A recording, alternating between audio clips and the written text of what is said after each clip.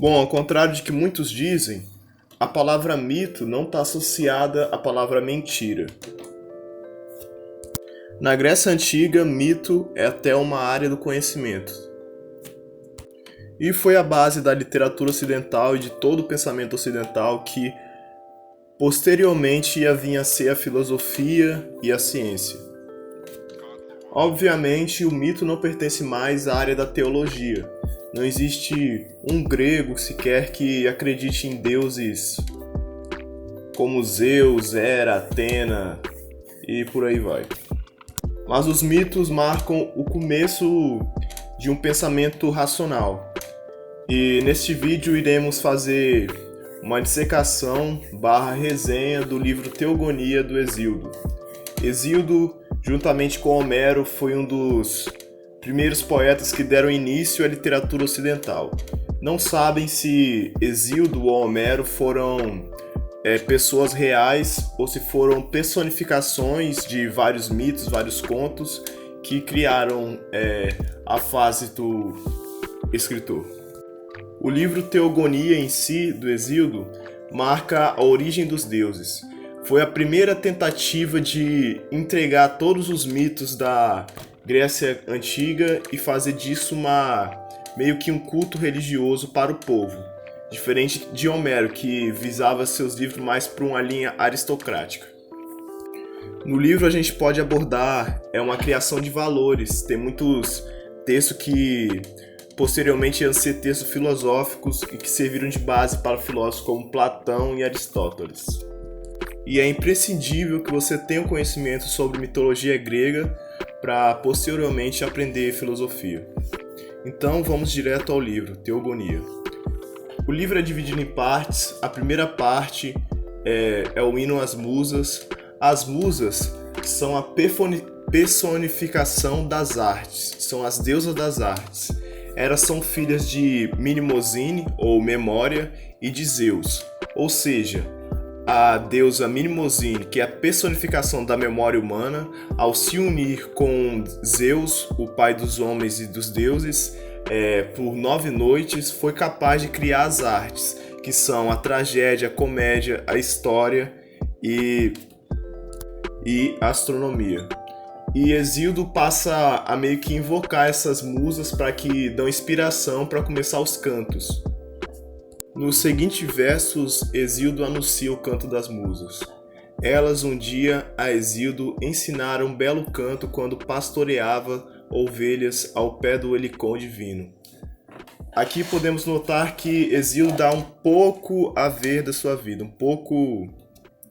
ele demonstra um pouco a sua personalidade. Podemos conseguir mais ou menos dizer quem era Hesíodo a partir de poucos versos do livro Teogonia e também de outro livro dele chamado Trabalho e os Dias. Em seguinte, Hesíodo dá sua visão sobre o que é a verdade. A mitologia também foi uma primeira tentativa de se alcançar a verdade.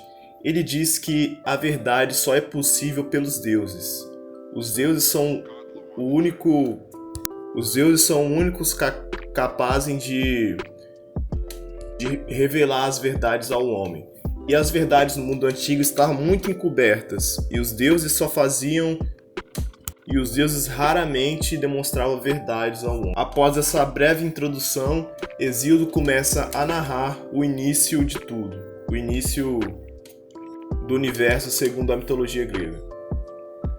No início de tudo só havia o caos. O caos era o Deus que era o nada, é o Deus primordial, a base de tudo que vinha a ser.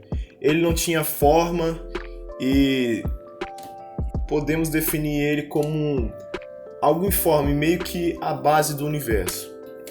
Então, do caos, que era como nada, passou a surgir tensões, e dessas tensões surgiu Erebus e Noite. Erebus é a personificação da matéria escura, personificação de tudo, da escuridão, do universo e do mundo. E surgiu a noite. E da noite surgiu o éter e o dia. E também surgiu Gaia, que é a terra. E da união do caos com a terra surgiu o céu, que é Urano.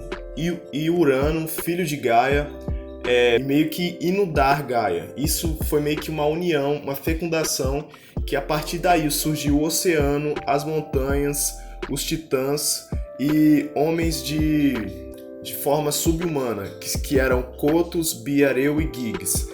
Eram homens de 50 braços e 100 cabeças, assombrosos filhos de Urano, que Urano, ao ver tamanha horrenda imagem de seus filhos, aprisiona eles na Terra, em Gaia. Então Gaia passa a ficar incomodada. Aí entra a história de Urano e de Cronos. E por fim nasceu Cronos, que foi seu filho mais rebelde. Então Gaia passou a ficar incomodada porque Urano colocou os hecatônquiros e os ciclopes em sua barriga novamente, nos confins da Terra, e ela passa a planejar uma revolta contra Urano. Só que nenhum de seus filhos que assumiu o fardo de subjugar o próprio pai. Só Cronos, que se sente no dever de fazer isso. Então Gaia começa a forjar a revolta. Então, no confim da Terra, ela consegue fazer uma foice bem afiada, capaz de cortar qualquer coisa. Indignada e ofendida, ela diz a seus filhos: Filhos meus e do pai estólido, se quiserdes ter-me fé, puniremos o maligno traje de vosso pai, pois ele tramou antes obras indignas. Então nenhum dos seus filhos se pronunciou nada, apenas o ousado Cronos. Mãe, isso eu prometo e cumprirei a obra, porque nefando não me importa o nosso pai, porque antes ele tramou obras indignas. Então Cronos pegou a foice. Enquanto chegava-se a noite, Cronos se aproximou de Gaia a fim de um ato de amor.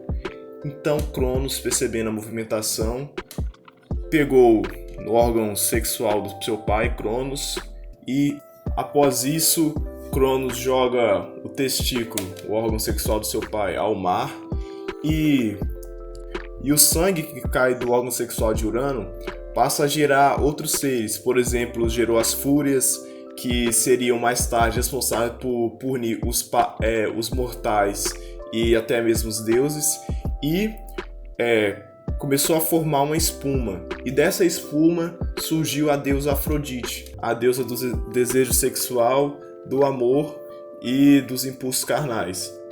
Após isso, Cronos assumiu o papel de pai dos imortais, de rei dos deuses, e o seu pai se tornou apenas uma divindade castrada, submissa e falida de valor algum.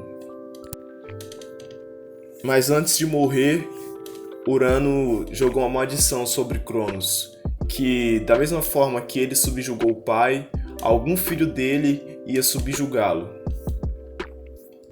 Então Cronos volta a aprisionar os hecatônquiros, que ajudaram ele a subjugar o pai, e se casa com sua irmã Reia, que futuramente ia dar início aos deuses olímpicos, que são Zeus, Hera, Hades, Deméter, Poseidon e Hestia.